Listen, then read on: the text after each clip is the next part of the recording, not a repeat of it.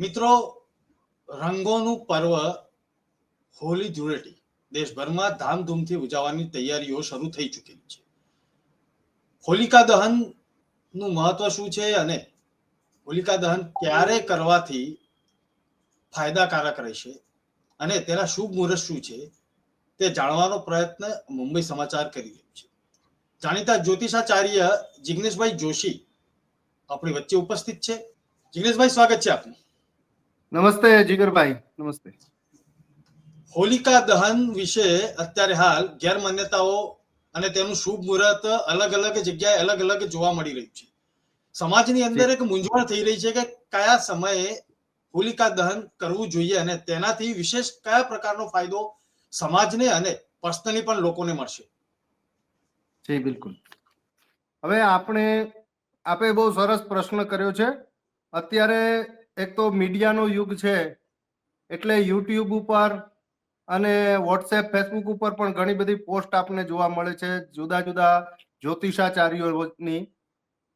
તકલીફ એ થાય છે કે આપણા હિન્દુ ધર્મના જે તહેવારો છે એ બધા સૂર્યોદય અને ચંદ્રોદયના આધારિત છે. અને સૂર્યોદય અને ચંદ્રોદય છે એ દરેક ગામ, શહેર, જિલ્લા, તાલુકા અને રાજ્યના અલગ અલગ હોય છે. એટલે દરેક જગ્યાએ આપણે હોળી હોય કે કોઈ પણ તહેવાર હોય એ ઉજવવામાં સમયમાં થોડોક ડિફરન્સ હોય છે અને આ ડિફરન્સના કારણે લોકો થોડી વિડંબણાઓ અનુભવે છે. વાત કરી તમે કે હોળી ક્યારે, તો આ વર્ષે હોળી એટલે કે વિક્રમ સંવત 2081 ના ફાગણ માસની શુક્લ પૂર્ણિમા ક્યારે છે? ફાગણ માસની શુક્લ પૂર્ણિમા 13 તારીખ એટલે કે આવતીકાલે બરાબર બપોરે 10:35 થી શરૂ થશે અને 14 તારીખે શુક્રવારે બપોરે 12:25 પૂર્ણ થશે. આ સમય છે જેતપુરના અક્ષાંશ રેખાંશને આધારિત છે, એટલે ગુજરાતના રેખાંશ અક્ષાંશને આધારિત. બરાબર. થોડો તમારે મુંબઈમાં 2-5 મિનિટનો ફેરફાર હોઈ શકે, પણ પરફેક્ટ આ જ છે. હવે બીજો પ્રશ્ન છે કે તો હોળી ઉજવવી ક્યારે અને પ્રજ્વલિત ક્યારે કરવી? જ્યારે સવારે આપણે 14 છે અને બપોરે આપણે પૂનમ ચાલુ થાય છે, તો હોળી ક્યારે પ્રગટાવવી? તો હોળી 13 તારીખે જ પ્રગટાવવાની, કારણ કે હોળી છે તે ચંદ્રોદયને આધારિત ઉત્સવ છે. એટલે હોળી આપણે 13 તારીખે જ ઉજવીશું. પણ એમાં જીગરભાઈ એક આ વખતે એવું છે કે વિષ્ટિકરણ છે બપોર પછી. વિષ્ટિકરણ એટલે શું? તો કે આપણે પંચાંગની અંદર સનાતન ધર્મમાં 5 વસ્તુઓને આપણે ખૂબ મહત્વ આપીએ છીએ, જેને કહે છે પંચાંગ: તિથિ, કરણ, યોગ, નક્ષત્ર અને વાર. એમાં જે આ કરણ છે, તિથિ તો આપને ખ્યાલ છે 15 હોય અને 15 પાછી ફરીથી એટલે 30 હોય. યોગ છે, પછી નક્ષત્ર છે 27, કરણ છે તે 11 છે. એમાં જે આ વિષ્ટિ નામનું કરણ છે એને ભદ્રા તરીકે ઓળખવામાં આવે છે. આ ભદ્રા કરણ છે એ ધાર્મિક કાર્યોની અંદર અશુભ માનવામાં આવે છે. 13 તારીખે ભદ્રા સવારે 10:35 થી ચાલુ થાય છે અને રાતના 11:26, એટલે કે આપણે એમ કહી શકીએ કે 23:26 વાગે ભદ્રા પૂર્ણ થાય છે. અને ભદ્રાનો વાસ પણ પૃથ્વી ઉપર છે, એટલે આ સમયે હોલિકા દહન કરવું એ શાસ્ત્રમાં નિષેધ લખેલો છે. હવે હું આપને એક પ્રમાણ આપું છું, જો દર્શકોને જોઈ શકાય તો. આ એક મારી પાસે છે તે નિર્ણય સિંધુ નામનો ગ્રંથ છે. આ નિર્ણય સિંધુના પેજ નંબર 342 ઉપર ભદ્રાયામ હોલિકા નિષેધ એવું એક પ્રકરણ આપેલું છે અને એમાં જુદા જુદા આપણા શાસ્ત્રીય ગ્રંથોની કારિકાઓ આપેલી છે કે આ શાસ્ત્રમાં આ લખેલું છે, આ ગ્રંથમાં આ લખેલું છે.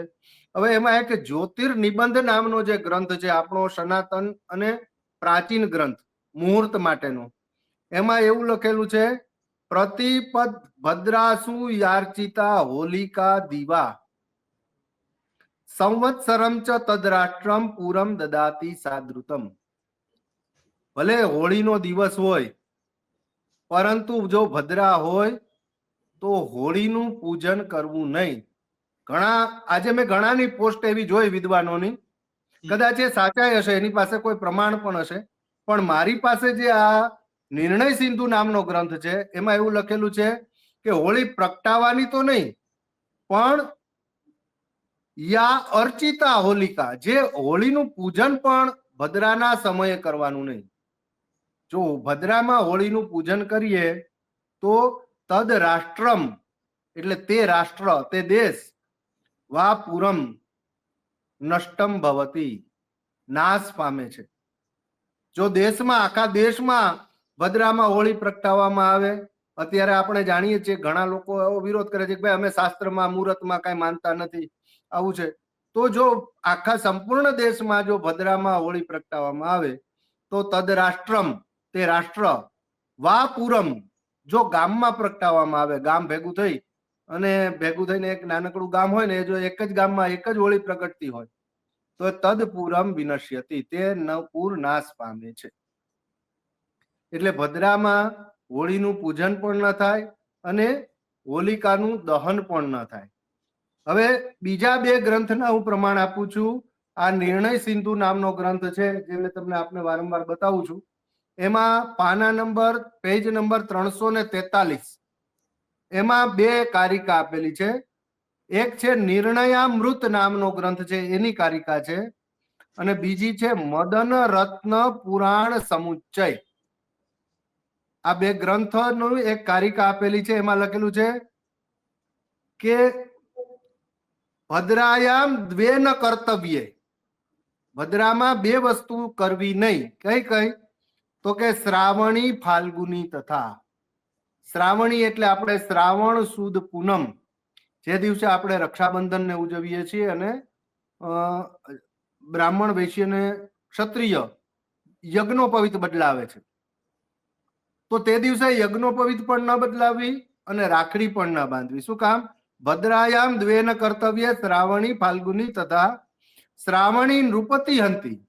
જો શ્રાવણી કરવામાં આવે, બધા જ બ્રાહ્મણો ભેગા થઈ અને તે દિવસે જો જનોઈ બદલાવે, અથવા તો બધા ક્ષત્રિયો, બધા વૈશ્યો, બધા જ પૂરજનો જો તે દિવસે જનોઈ બદલાવે તો તદ ગ્રામમ દહતી, ગામ આખું નાશ પામે છે, બળી જાય છે.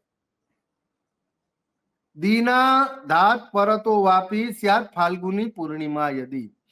દિવસના પૂર્વાર્ધમાં જો ફાલ્ગુની એટલે કે પૂર્ણિમા હોય, રાત્રો ભદ્રાવસાને તું હોલિકા દીપ્યતે તદા. હવે હોળી ક્યારે પ્રગટાવવાની, તો એનું અહીંયા સ્પષ્ટ, જે આ વાત આપણને ખાસ લાગુ પડે છે. રાત્રો ભદ્રાવસાને, રાત્રે ભદ્રા જ્યારે પૂર્ણ થાય, અવસાને એટલે પૂરી થાય, વિષ્ટિન કરણ એટલે કે ભદ્રા જ્યારે રાત્રે પૂર્ણ થાય, તદા હોલિકા દીપ્યતે, ત્યારે હોળી પ્રગટાવવી.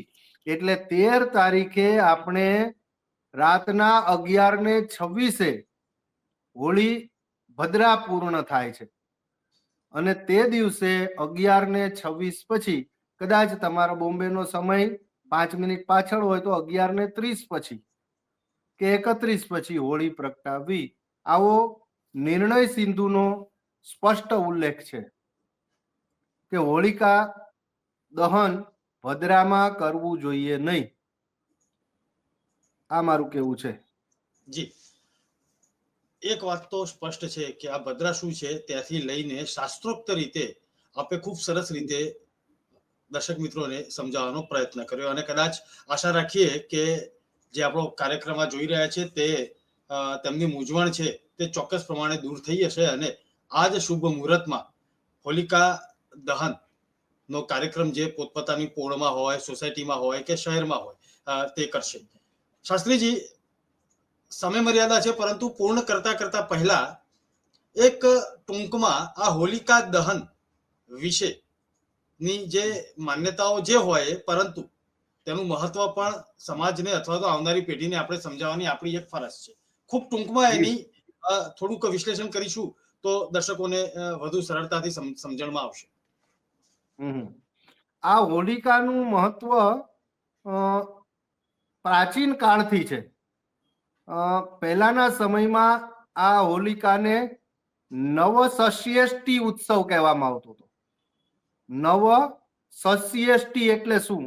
નવ એટલે નૂતન, અને સસ્યાની એટલે અનાજ, ઈષ્ટિ એટલે યજ્ઞ. જ્યારે હોળી હોય છે ત્યારે ખેડૂતોના ખેતરમાં નવું અનાજ પાકે છે. આપણે ભલે અત્યારે એમ કહીએ કે હું બ્રાહ્મણ છું, આ ક્ષત્રિય છે, આ વૈશ્ય છે, અથવા તો અલગ અલગ જાતિઓ સંપ્રદાયમાં આપણે વહેંચાયેલા છીએ સનાતન ધર્મમાં, પરંતુ મૂળ આપણે બધા આર્યો છીએ. એટલે આર્યોના પ્રત્યક્ષ દેવ ગણીએ આપણે તો અગ્નિ, જળ, સૂર્ય અને ગાય, આ આર્યોના પ્રત્યક્ષ દેવ છે. આર્યો નદીને પણ માતા માનતા, સૂર્યને પણ ભગવાન માને છે. હજી આપણે પણ અત્યારે પણ જોઈએ તો કોઈ પણ ધાર્મિક કાર્ય હોય કે કોઈ પણ શુભ પ્રસંગ હોય એનું શરૂઆત આપણે દીપ પ્રાગટ્યથી કરીએ છીએ. એટલે અગ્નિને આપણે પહેલા પૂજીએ છીએ.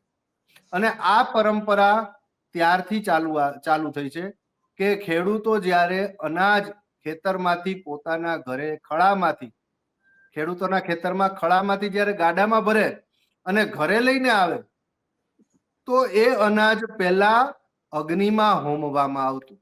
એટલે એને નવ ષષ્ઠેષ્ટિ યજ્ઞ એવું કહેવામાં આવતું. બીજી એક પૌરાણિક કથા શ્રીમદ ભાગવતની અંદર, આપણા જે 18 પુરાણ છે એમાં શ્રીમદ ભાગવતની અંદર પણ એક સરસ કથા કહેલી છે કે પ્રહલાદ છે ભગવાનનો ભક્ત હતો અને હિરણ્યકશિપુ મહાદાનવ હતો, એના પુત્ર રૂપે પ્રહલાદ અવતરેલ અને એ હંમેશા નારાયણનો ભક્ત હતો. અને એના સંહાર એટલે કે ઉદ્ધાર માટે પ્રહલાદ દ્વારા, પ્રહલાદને નિમિત્ત બનાવીને જે હિરણ્ય કશિપુનો જે ઉદ્ધાર ભગવાને કર્યો ઋષિ પ્રાગટ્ય કરીને, એ પ્રહલાદની બેન એટલે પ્રહલાદના ફઈ અને હિરણ્ય કશિપુના બેન, જેને ઢૂંઢી નામની રાક્ષસી કહેવામાં આવે છે. અત્યારે તો આપણે એને હોલિકા કહીએ છીએ, પણ આ ઢૂંઢી અથવા તો ઢૂંઢા નામની રાક્ષસી છે. એનો તે દિવસે હોળીમાં બેસી અને ભગવાને ઉદ્ધાર કર્યો અને પ્રહલાદને સુરક્ષિત રાખ્યો. ત્યારથી આ ઢૂંઢા નામની રાક્ષસી એટલે કે સત્યનો અસત્યની સામે જ્યારે વિજય થયો એનો આ ઉત્સવ છે, લોકો ઉજવે છે. અને એની અંદર નવું અનાજ જે ઘરમાં આવેલું હોય તે પધરાવવામાં આવે છે. એમાં 7 પ્રદક્ષિણા કરવાની હોય છે, જેને જેવી અનુકૂળતા 3, 5, 7, 9, 11 આવી એકી સંખ્યાથી આપણે એની પૂજા કરીએ છીએ, પ્રદક્ષિણા કરીએ છીએ, અને તેનું શાસ્ત્રોમાં ઘણું બધું મહત્વ છે. જી, આપ અમારી સાથે જોડાયા અને આપણી જે તમામ ભાષાઓની જનની એટલે કે સંસ્કૃત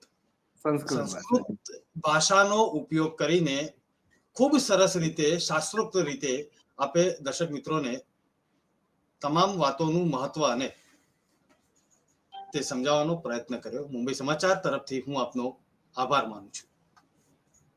દર્શક મિત્રો, રંગોત્સવ પર્વની અને હોળી પર્વની આપ સૌને મુંબઈ સમાચાર તરફથી ખૂબ ખૂબ શુભકામનાઓ. જોતા રહેજો મુંબઈ સમાચાર. નમસ્કાર.